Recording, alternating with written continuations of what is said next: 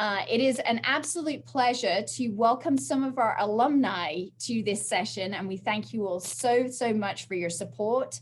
I want to give you all a big shout out again for your amazing support for our Giving Tuesday campaign. So thank you so very much for that. It means an awful lot to our team and our board, and we'll look forward to sharing the results with you all tomorrow.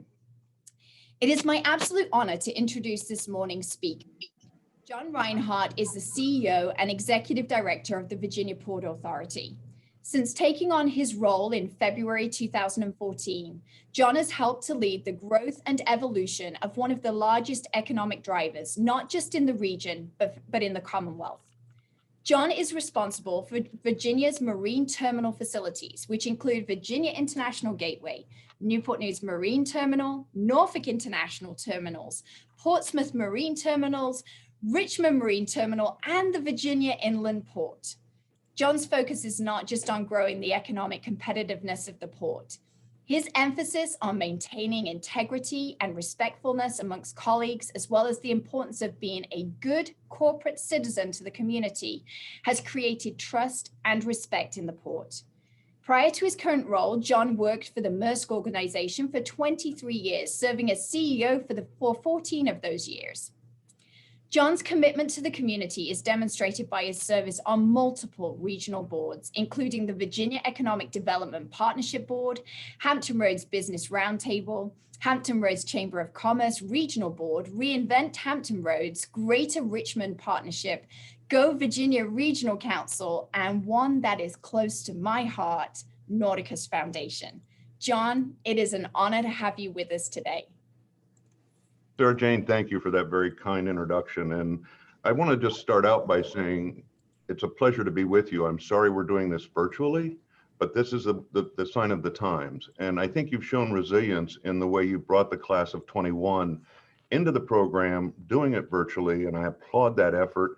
I know it's a richer experience if you can do it in person, but I want to tell the class of 21, I'm really proud that you're participating.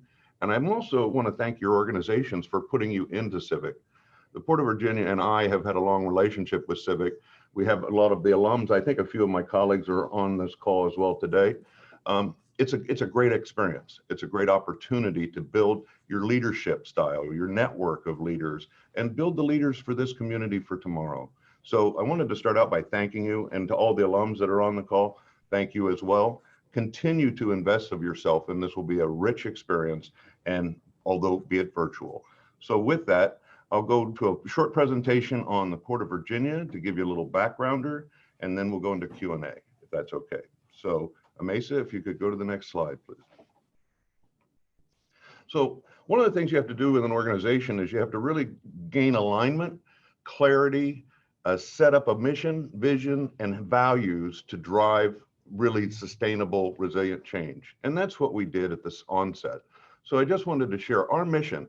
The Port of Virginia delivers opportunity by driving business to and through the Commonwealth. It's real simple. That's our mission, is to continue to create economic vitality, not just move boxes, but help create jobs in our communities, help build the economy of Virginia. Next slide, please. So the vision, the Port of Virginia's diverse talent, agile use of technology, command of our ever-changing industry sets the pace for the supply chain for today while plotting the course for its tomorrow. We have really modernized this port over the last 7 years.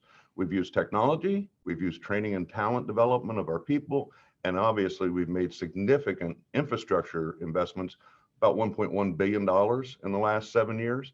And that's without looking at the $350 million going into the dredging project, which I'll touch on in a little bit. Next slide. So what is a port? A port really is a gateway. It's a way to connect the Commonwealth and the Mid-Atlantic region with the rest of the world, and also bring the rest of the world to us. And so you can look up and down the coast. These would be the ports that we really compete with. And we have some distinct advantages over all of the other ports. We don't have the 44 million people in our backyard like New York and New Jersey. They have a density there that we'll never be able to replicate. Baltimore has a disadvantage of being 12 hours up the bay. So they have an accessibility problem. Charleston is deepening, but they have a very limited population base, and they also have a bridge. So they have an air draft restriction that's starting to come in play with the larger ships. Savannah has a 22-mile run up a river, which with $1 billion invested, they've only been able to get it to 48 feet. And that 48 feet then gives them 55 feet with a draft, when the draft comes in, but it's really still choked, and it has a bridge restriction as well. And it's not as deep offshore. And then Miami, again, with Florida, there's a little bit of a disadvantage with the way the population is around that area and the distance to get to the rest of the country. So what about the Port of Virginia? Today, we're naturally deep at 50 feet. We have we're as deep as any port on the East Coast. They were just trying to catch up with us. We're going to 55 in the Inner Harbor now, and I'll talk more about the specifics of that later in the presentation. A real key is no air draft restrictions. And this also plays largely with the offshore wind that we're talking about. Because of the tunnels here, we do not have to worry about the height of the vessels. So as you get to an 18,000 TEU vessel, every other port is going to start to have some restrictions because of the air draft. So that's something we don't have to worry about. We have dual service with our two Class 1 rails, Norfolk Southern and CSX, and we've been improving our roadways and in our infrastructure around the Commonwealth. So we're continuing to grow. We'll have the advantages, and we will be the deepest, safest natural harbor on the East Coast in 2024. And Kit and his team, our team, are working very closely with the Army Corps of Engineers to make that a reality. So next slide. What you're looking at here is the most beautiful natural harbor anywhere in the country, maybe anywhere in the world, because of the deep water, the access 18 miles out to those open sea lanes out of the Chesapeake Bay, and having no air draft restrictions, and these facilities that we have dotted around. We have the 4 here in deep water: Portsmouth, Virginia International Gateway, Norfolk, Newport News, but also right above the Navy-based tanks, you see 2 fingers of land coming off of Craney Island. That's an area that can be filled in and developed, and by itself could be a 5 million container terminal.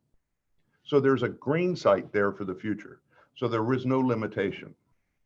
The modernization we've done now, and I'll touch on it in a minute, at Virginia International Gateway and Norfolk is allowing us to concentrate on the Portsmouth Marine Terminal as a hub for offshore wind manufacturing, laydown, and service. And to cheers on the screen, and we would all turn the curtain.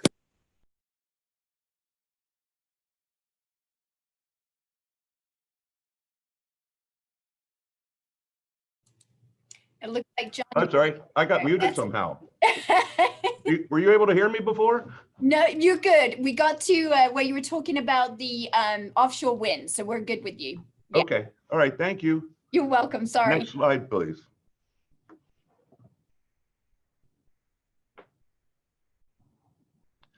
So this just shows the Commonwealth, and it shows our facilities, the 4 deep water here in Hampton Roads, the Richmond Marine Terminal, and also the Virginia Inland Port. So you can see we have the 2 inland facilities. As we continue to grow, we have to have the ability to move freight further inland. And that's how we do that: by water, going to Richmond. We do it by rail to Virginia Inland Port. And then we also use the rail to get to the heartlands, to the Midwest and to Chicago. Next slide.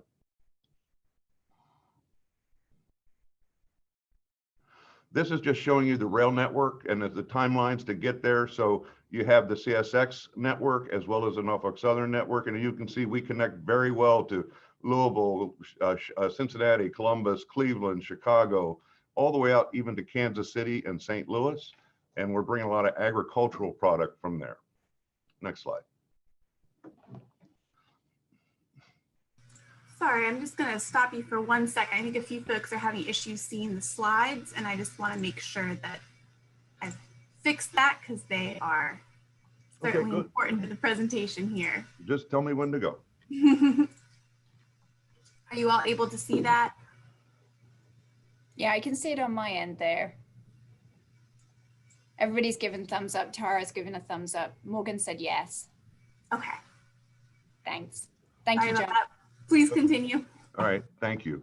So what you're looking at here is Virginia International Gateway.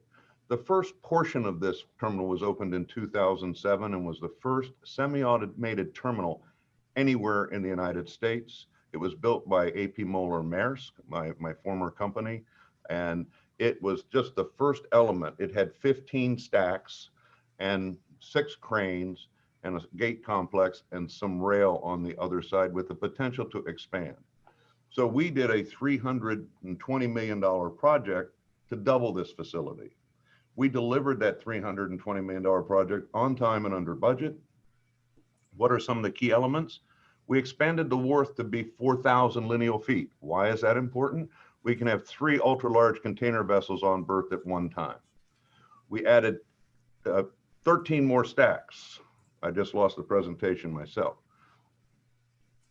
We've added 13 more stacks with all 2 rail-mounted gantry cranes in each. We went back and rebuilt all the 15 original stacks, RMGs, and tamped.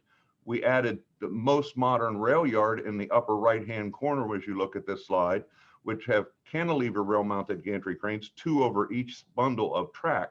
And we doubled our capacity of rail delivery on the facility. We added 1,200 reefer plugs. We added more gates and truck lanes. We added 4 of the largest ship-to-shore cranes anywhere in the Americas. Why did we do that? Because we're not building for today, we're building for the future. So we can handle a 22,000 TEU ship if it ever would want to come to the East Coast of the United States. And that's the size of the ships that are in the major trades between Asia and Europe right now, is 22 to 24,000 TEUs. They can't call the US because the port infrastructure is not ready. So this is all part of our plan. We added 30 or 20 more hybrid shuttles to move the containers from the ship into the end of the stacks. This is such a beautiful thing because we use our terminal operating software to groom these stacks overnight. We've gotten rid of a lot of diesel consumption and went all electric. So environmentally, it's a real responsible approach. It's a very efficient approach. And I'll talk about gates and what we've been able to do to improve service delivery on our gates because of our software and the approach of these stacks. Next slide, please. If that wasn't crazy enough, we decided we'd do it on the other side of the river as well. So if 1 was impossible, 2 was just a real challenge for the team. But we also are just finished doing this modernization at NIT. What we've done there is we've added 30 stacks with 2 rail-mounted gantry cranes in each. We've received 2 new ship-to-shore cranes. We have 2 more on order. So that south berth will now have 12 cranes. It'll look like a mirror to VIG. We added 60 inbound staging stations for the trucks, so they are safely moving through. And this footprint here it'll be about $500 million when we're all done with the additional cranes that we've just ordered and some of the other equipment, the shuttles that we've ordered. And the beauty here is that we took a very diesel labor-intensive approach and put it to all electric, increased the capacity of this facility by 46% without another inch of land. So it really is a technical wonder, and the team has just done a phenomenal job. I mean, if you think about it, we've also had to operate all these facilities while we were in construction, and we were able to continue to improve service quality and deliver the right product. This is 567 acres of land. So this is our largest single footprint facility. We have over 6,600 feet of wharf. So we can have four ships dock on the south berth and 2 as well on the north berth. And it really is operating at a great pace. We have here a central rail yard, and we've received a $20 million grant from the federal government about 6 weeks ago. And we're going to put in a new central rail yard that mirrors what we did at VIG right up here. I don't know if you can see my cursor, but just to the north of the central rail yard. And that project is 90% design complete. We're working with the Navy on a turning area because we have an above grade crossing at the north end, so it helps move the trains on and off the facility without impacting Hampton Boulevard. We put in a new gate system on the north end about 4 years ago, and we added all those lanes, which gives us clean, fast motion with the trucks. We've more than doubled the truck entrance and exits, so it's really working quite well. Next slide, please. This is our channel deepening. So I said before, we have no air draft restrictions because of the tunnels. We are only 18 miles from the sea channels or the main sea trade lanes out in the Atlantic.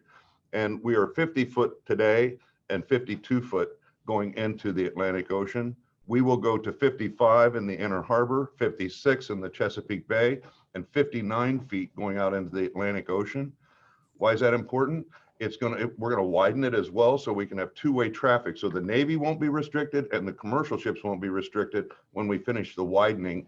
And that we're working the West Channel right now, the West Thimble Shoal Channel, and we're doing the deepening at this point in time. The state committed $350 million to this project. That's what it would cost. And you heard me say before, Savannah spent $1 billion. One of the reasons we are less expensive, we have soft material. We have places where we can deposit it. And also, if we can build the dike structures up, we can start to put some of it in the Craney Island extension as well. So lowest cost per cubic yard to dredge anywhere on the East Coast. And it's underway, and it will be done by 2024.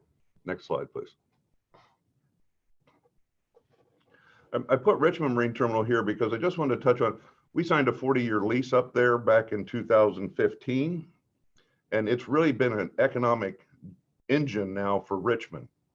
We've added a mobile harbor crane. We've done some paving and improvements. We've added some equipment, terminal handling equipment.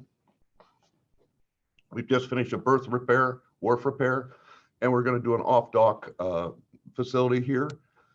But this facility has grown from 4,000 containers to 56,000 containers last year. Why is that important?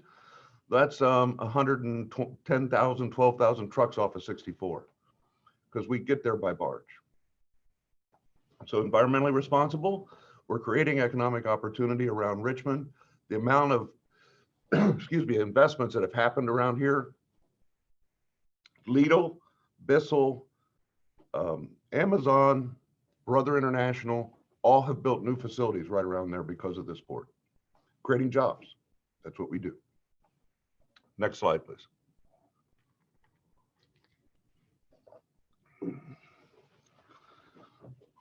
For those of you that were on earlier, I mentioned we had a call with the Dominion Alliance and almost 300 potential businesses that want to get into the supply chain for the future of offshore wind in Virginia.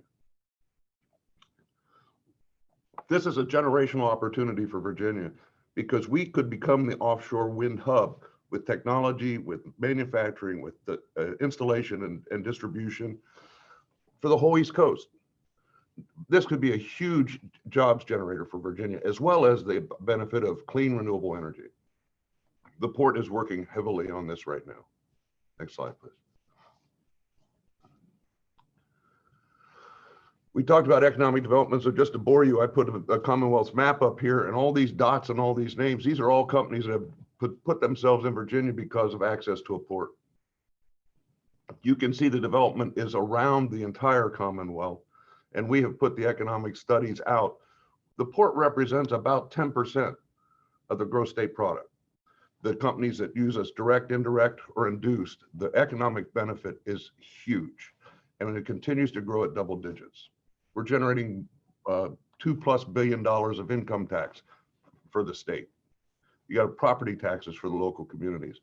You got the jobs that have been created, and I'll talk more about the jobs just this year. Next slide, please. This just shows you kind of a little bit of the manufacturing and distribution centers by name. And we just had an announcement this morning from Suffolk on the new Massimo Zanetti expansion for 374 acres out in the Suffolk area this morning. So you can see it just continues to grow. Next slide, please. So we talked about truck service. Our volumes have continued to grow. When I first got here, we were taking 1.5 to 2 hours sometimes to move a container. We now move every container in about 30 minutes. Significant improvement. Why is that important? Well, it makes the truck drivers make money and they don't waste time. It reduces the fuel burn and the cost of fuel and the pollution coming from the trucks. And this has all been done because of our software system, our terminal reservation approach, and all the infrastructure we put in place. So it's a success story. Next slide, please.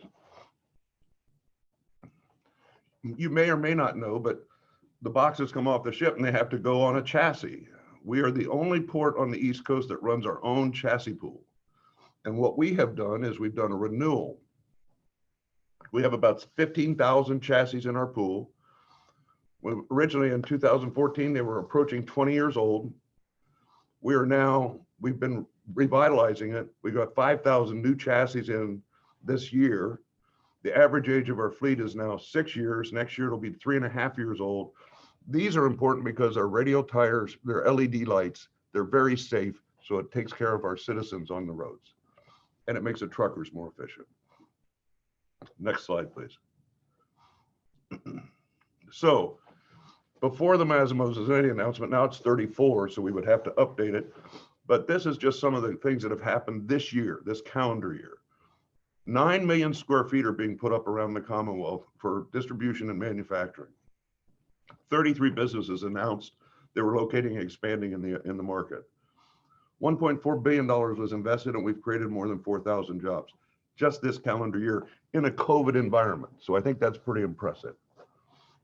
The economic development team, Russ, I think you're on the call. We could still get a couple more announcements in this year. If we could push that a little bit more, Russ, just so you have some things to do this afternoon. Go ahead, please. We have achieved national recognition. If you think about the Commonwealth, we are the second best business climate in the country. The #1 ranking in the Atlantic region for workforce development by the Site Selection magazine.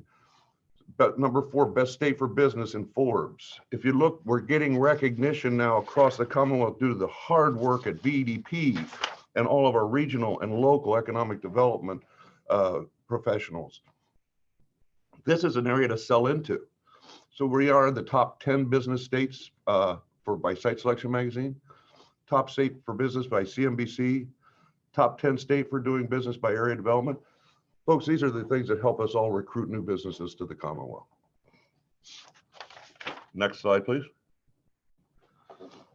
I could have Kit do this report because he does all of our sustainability efforts within his group.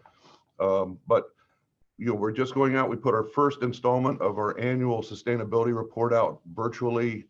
It's online last week. Our environmental management system is ISO 14001 certified. One of the few ports that have taken that initiative. We work on Clean the Bay every year. The port's new systems have continued to reduce emissions by 20%. The barge has helped reduce emissions by 34% because we're moving it on with one engine, 125 containers at a time. Our green operator program has modernized more than 400 trucks. We recycle almost 70% of all the waste materials that are coming through our facilities.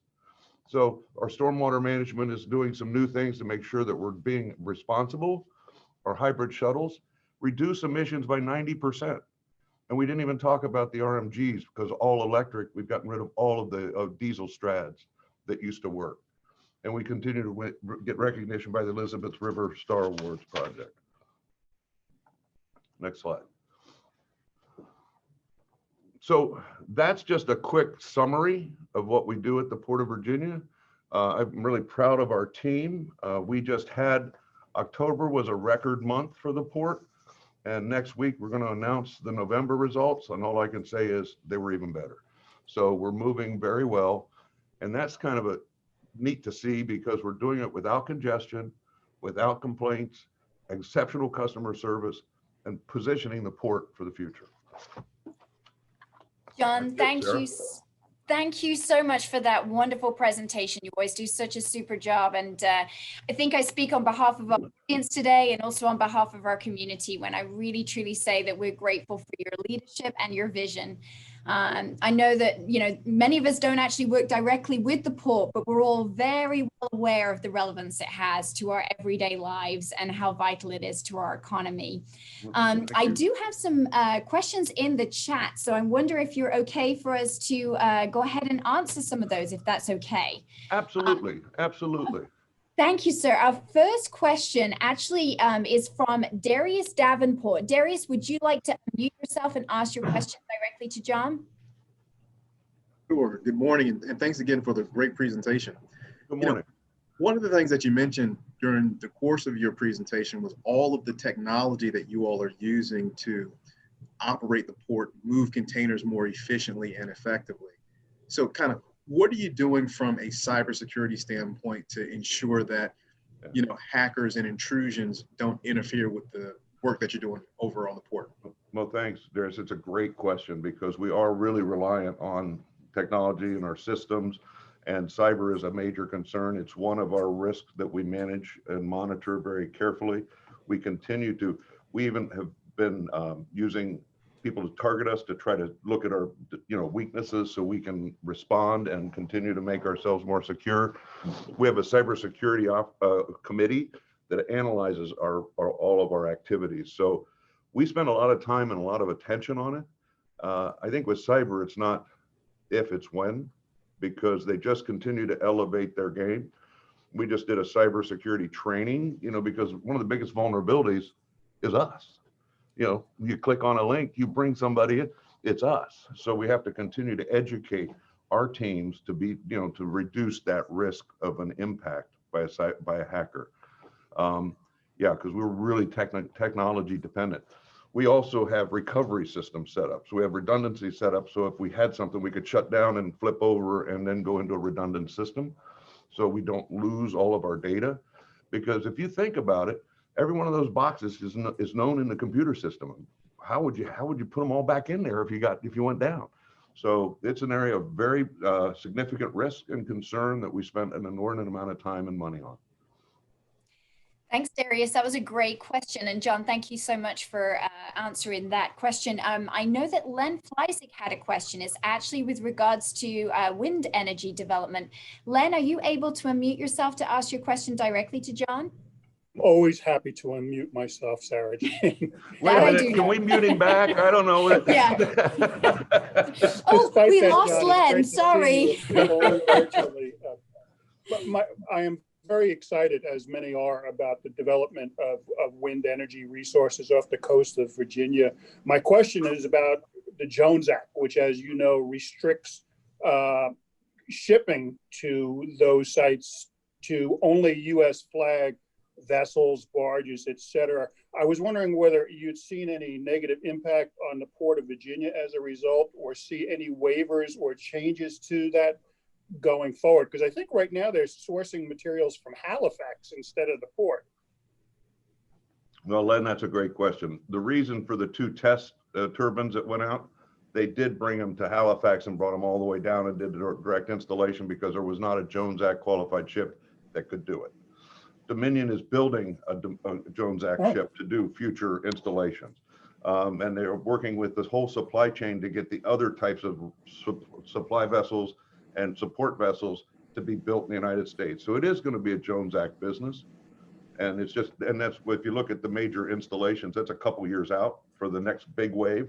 So we're working to try to make sure, so training the mariners, making sure the equipment is Jones Act qualified so that it can continue to grow. That's terrific. Thank you, John. Thank you, John, and thank you, Len. Aaron Rouse, who's with the Civic Class of 2021, you have a question. Are you able to unmute yourself to ask it directly to John? I am. Hi, John. Good seeing you again. Hey, great to see you. How are you doing? Doing well, doing well. Happy holidays to you. Happy holidays. Stay safe, man. Yes, you too. My question is, I've seen a lot of shipping companies retire or recycle their containment ships for the iron and ore because of the pandemic. How has this affected our port here? We really haven't had a major impact. What we had, Aaron, was some blank sailings where they laid the ships up and they just did not do a sailing because of not having the volume. But they started, that was more in March, April, May. In June, you started to see it come back. In July, it got stronger. August got stronger. And then we had a record, September, October, and November, all kind of really strong right now. So there are no idle ships. They've been bringing them all back in service. We had last month 8 additional sailings that were just tucked on top of the normal networks. And the blanks were all reinstituted. I think we have 3 blanks that are going to happen in December. So, there's still a little bit of blanking going on, our sales team was successful too. We added a couple new services, or we've added 4 new services over the course of this pandemic time. The newest one is coming in tonight, which is, it calls London, Rotterdam, Antwerp, right to Port of Virginia. And when it gets done here discharging, so that's really good on the import side, it loads and it goes to Freeport. So then you get a whole Caribbean market now. So some of our poultry and some of the other folks that have product here now have a connection to the Caribbean that they didn't have out of the Port of Virginia before. So we're really, and we have an India USA service, which is connecting India to the East Coast. And it's kind of neat too, because it calls New York, goes to Savannah, then comes here. So we have a last out. So our exporters that want to send things to India have a direct shot now. So or repositioning empty equipment so that they can load it with product in India. So those are some new things that we got going on. Most of the shipping lines do recycle their vessels when they get to a certain age. And some of that has been accelerated because of the international requirements for clean fuel. So they went to larger ships and recycled some of the older, smaller ships to make way for the newer ships. But it's great to see you, Aaron. Have a good holiday, man. Good to see you too, John. Thanks. You too. Aaron, thank you for that question. So, John, I hope it's okay. I'd like to kind of shift gears for just a moment if we could. And I often hear from those people that you work with and from others in the community you've impacted is your commitment to the personal and professional growth of those around you. You're a mentor for a lot of professionals, my husband included in that. I wondered if you could speak to that for a few moments. Is that part of your leadership philosophy, or maybe you had a strong mentor in your own career that was important? I wondered if you could share that with our leadership today. Well, thanks, Sarah Jane. I think it's a moral responsibility when you have a role of leadership that you mentor, develop, and train the leaders of tomorrow. Because, we've all had experiences with good bosses and bad bosses, or good leaders or bad leaders. And what you want to do is try to let each person's leadership style evolve, because it's got to be personal. They got to own it. And you got to give them the opportunities for growth. So we continue to invest in our people with programs like Civic or Lead Virginia or Hampton Roads, or just continued education, moving them into a different position to give them a chance to grow. Part of it, I think, is my view is a little bit of a servant leadership. It's about the team. It's not about you. And if you can't teach people and mentor people and let them achieve to their fullest potential, you're wasting talent. And talent is just too precious to waste. So, yeah, I had a couple of very good mentors. When I started in the business 30 years ago, I got to work for the chairman of the board, and he was a pretty good mentor. And then I also got a chance to work for Mr. Moeller, and he was a pretty good mentor. I mean, probably one of the best industrialists and greatest minds that I've ever been around. He was a tough taskmaster, but you knew he was principled. And you knew he had values, and that's where his leadership style came from. Yeah, absolutely. Thank you for sharing that. Actually, we have a comment in the chat that I wanted to share with you. Meredith Gray is with us. Hi, Meredith. Meredith, why don't you unmute yourself and just share with John some of your comments that you just shared via chat. That was really nice. I was just saying, working under John and working for a global company like Maersk was such a great experience. When you're early in your career, it sort of propelled me forward. And one of the things John focused on was values, and they were posted all over the building, and they were part of your review every year, and it made sure to build a great culture. So thank you. Well, yeah, Meredith, absolutely. It's great to see you, and I hope you and John are well. Thanks. I think one of the things I love about John's leadership at the port as well is he's really had an open door, especially for our civic scholars. We actually, there's a video that we've put it into Basecamp, which Kit has kind of spearheaded the sustainability report. And one of our civic scholars is on that video, John. It's Matt Scheiser, and we are so, thrilled to pieces to see him. But honestly, and I think that Russ Held is on this call right now. Russ has basically been a mentor, I think, since we started the Civic Scholars Program, and has mentored so many different people. But the opportunity that you all have given at the port, and the understanding of when young professionals come in and they may be very focused on one specific aspect of the industry, you give them the opportunity to really experience everything within the port so they can broaden their horizons. And I think that right there is just true leadership. And so thank you to you and to your team as well for providing so many students in this region the opportunity to see firsthand this amazing industry that we have right here at our doorstep. So thank you for that. No, thank you. Did you want Russ to say something? Were we going to have him talk? Yes, I think we should have Russ say something. Come on, Russ, you're on the spot now. Let's go. I was trying to hide. Yeah. First, thank you both. Sarah Jane, first, thanks for mentioning Matt, as far as in that video. I think the same thing when I see him day to day or come across him at the terminal and see how he's grown from when he was a student at Old Dominion and a Civic Scholar, and to see him move up through the ranks at the port is just rewarding just to see that happening. But from the Civic Scholar standpoint, I would like to say something to the folks on the call who might consider being a mentor in that program in the future, and where we think it's about mentoring that student, there's a reward that comes back to us. And it's not just seeing them develop, but it's learning from the younger people, learning different opinions, learning fresh and new ways of looking at things, and somewhat keeping, I felt that it's maybe kept me a little bit on track as far as what's going on day to day, and keeping me young in a sense as far as ways to approach business and approach what's going on in the community. So I appreciate the opportunity to be a Civic Scholar mentor. And thanks for letting me give the testimonial as well. Oh, Russ, we appreciate you, don't we? John, I know you agree with me on this. Russ, you have taken every single student under your wing and shown them the ropes, and they're incredibly lucky if they have the opportunity to be under your leadership. So thank you. Well, thank you, Sarah Jane, but I've benefited from that as well. There's no doubt. That's right. I agree. It's a two-way street. So as a quick reminder to any of our Civic class members or our Civic alumni as well, if you have a question, you can either type the question out in the chat, or you can just write question by your name and we'll go ahead and call upon you.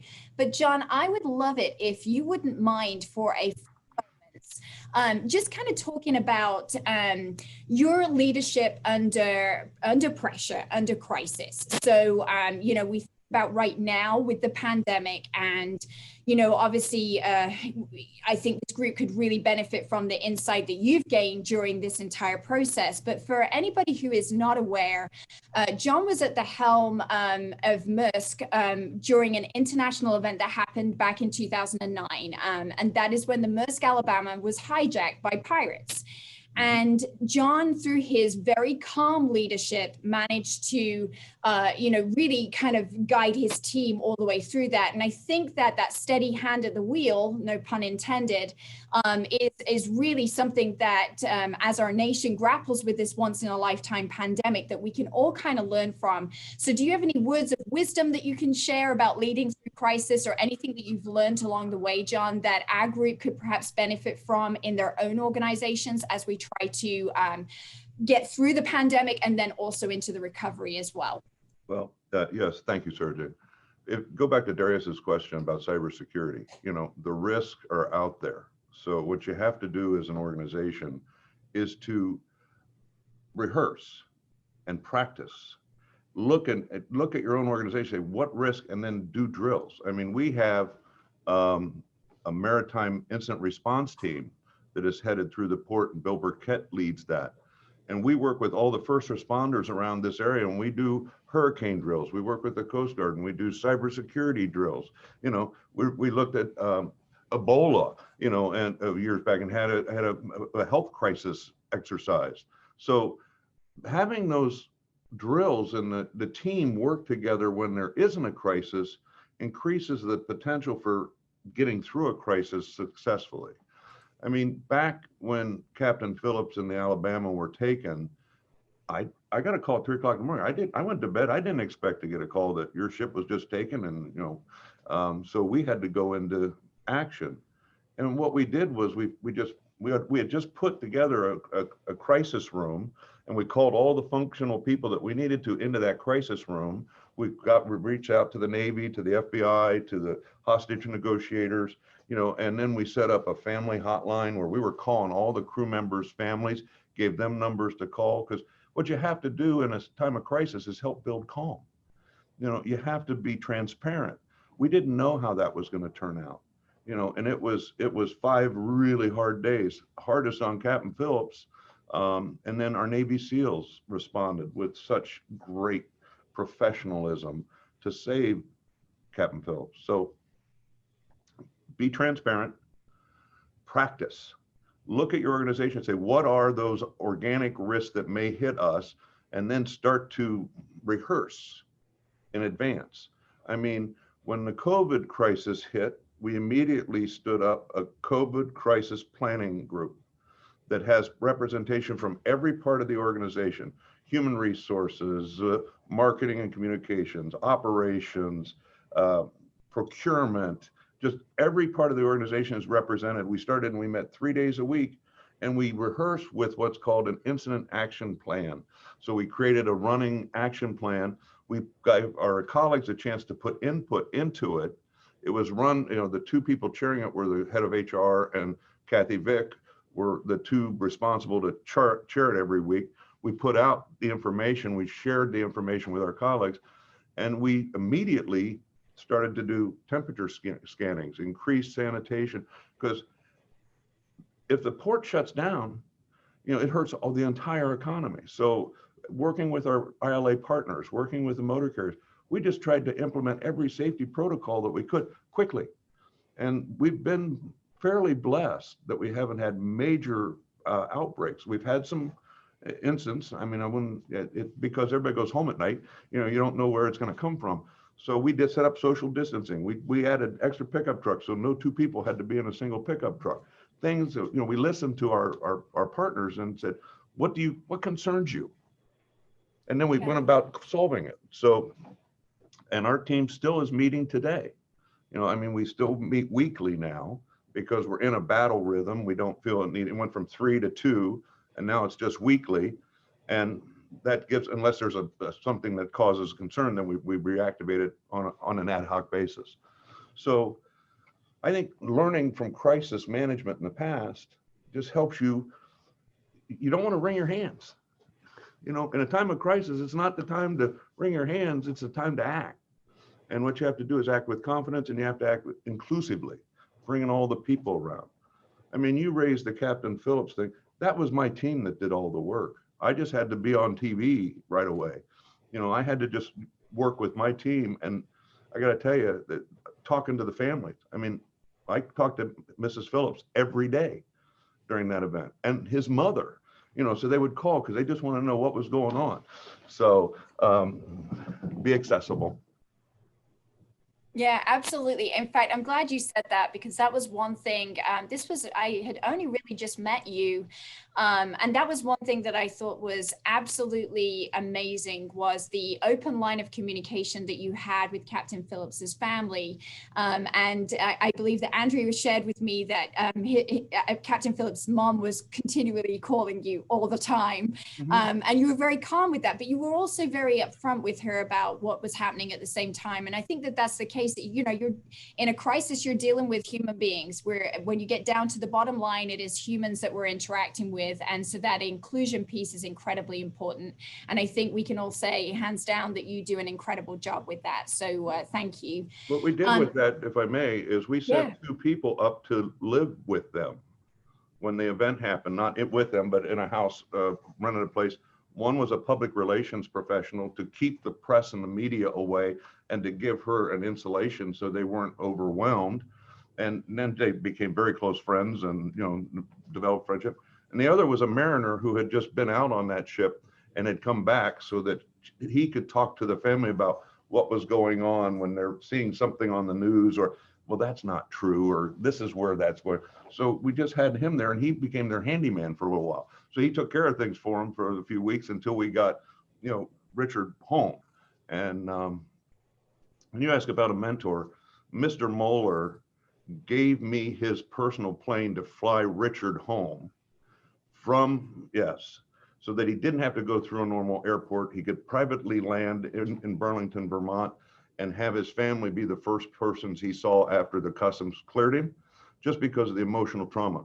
Now, Mr. Moeller gave me use of his plane, and because I asked for it, and he said, go ahead, but so that was really a nice way for him to show the care for the captain. Yeah, absolutely. And I think it demonstrates his respect that he had for you as well. You both have worked together. So I think that's incredible. I wondered if we could kind of stay on the topic of the pandemic for a second and kind of talk about whether you've seen or whether you foresee any long-term consequences to the supply chain, or maybe systemic changes to port operations that'll be necessary as the world moves back to a new normal. Well, I mean, we're still dealing with it, and there's positive rays of hope with the vaccine starting to go through the process, but we're still looking at operating in our current tempo until next summer or next fall. And there's still going to be other disruptions. We had a huge, just like everything fell off a cliff in March. We've grown back, but there's still risk to the supply chain. And I think some of it also was some of the reshoring that was going on. There's some of the efforts there to bring businesses a little bit closer. But we have to do these protocols like testing the crews, keeping people on the ships. We're still doing temperature scans of everybody going on to our facilities. So to me, our operational tempo has to continue, and you'll adapt to the risk as they present themselves. But we just had, we just had the busiest month in the history of the port in November. We'll announce it next week. More volume came through here in November than ever in the history of the port. And nobody felt it. It just moved, even under the COVID protocols. So I do think we're going to see a softening after Chinese New Year. So I think we're okay with the backlogs and some of the restocking that's going on until January sometime.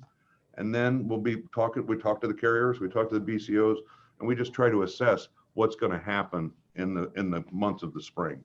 So there's still risk out there.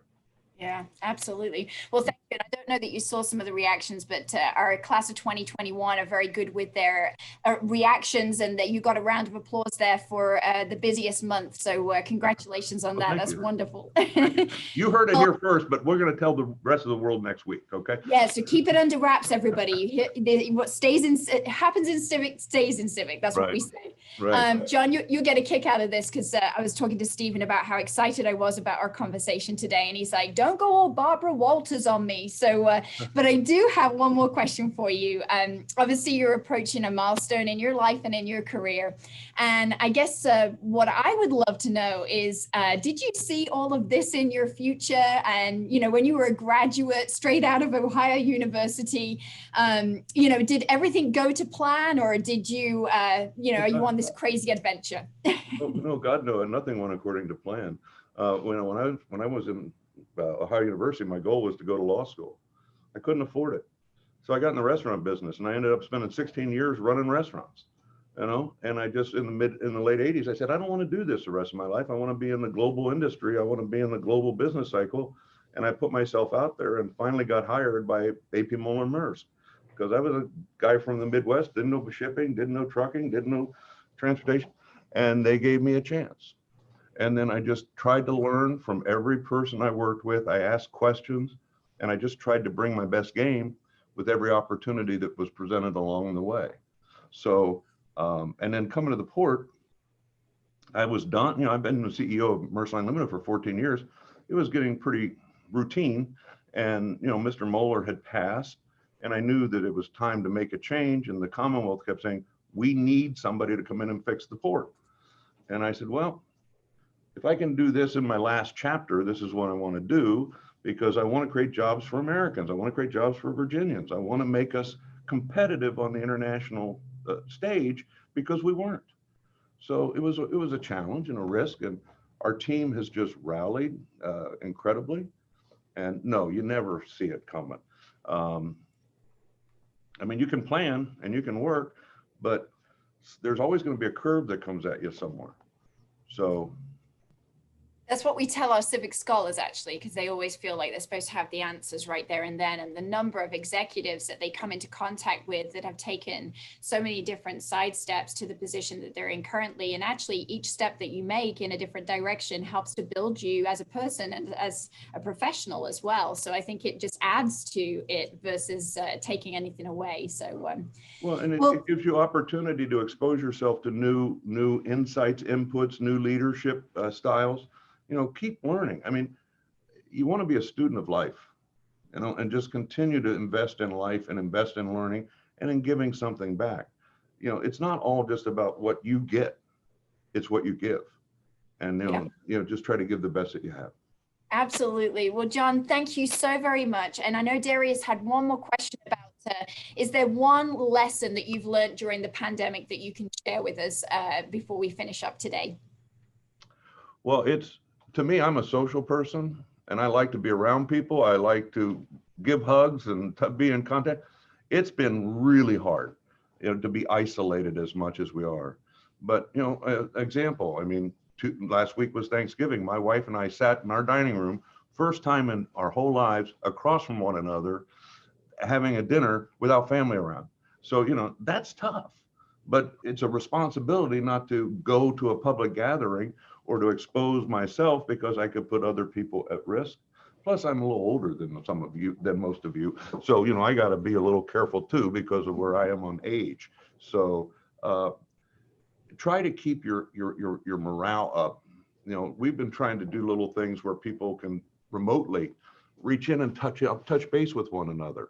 You know, try to have those conversations, to do check-ins, to make sure your colleagues are okay, because this is alien to all of us. This, and it is going to be a new way of working for a while. So,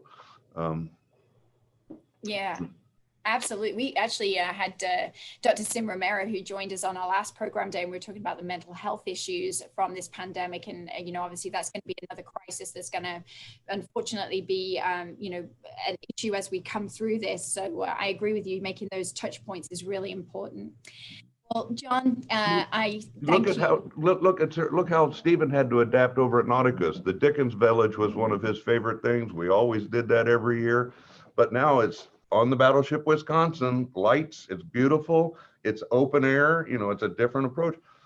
He never would have chose to do that if it wasn't for this pandemic. So I think in all of our businesses, we have to look and say, does the pandemic create an opportunity for us to try something new? Do it a different way. I mean, I feel really bad for all of the restaurants and all the small businesses out there that are just really at an extreme risk. And, you know, I try to order food from a restaurant just to do a little bit of help.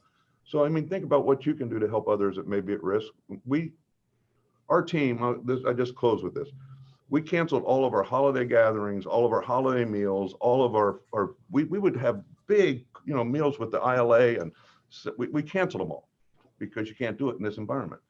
What did we do? We then took the money and gave it to the food bank. We fed meals to people with the Salvation Army and CMA, CGM.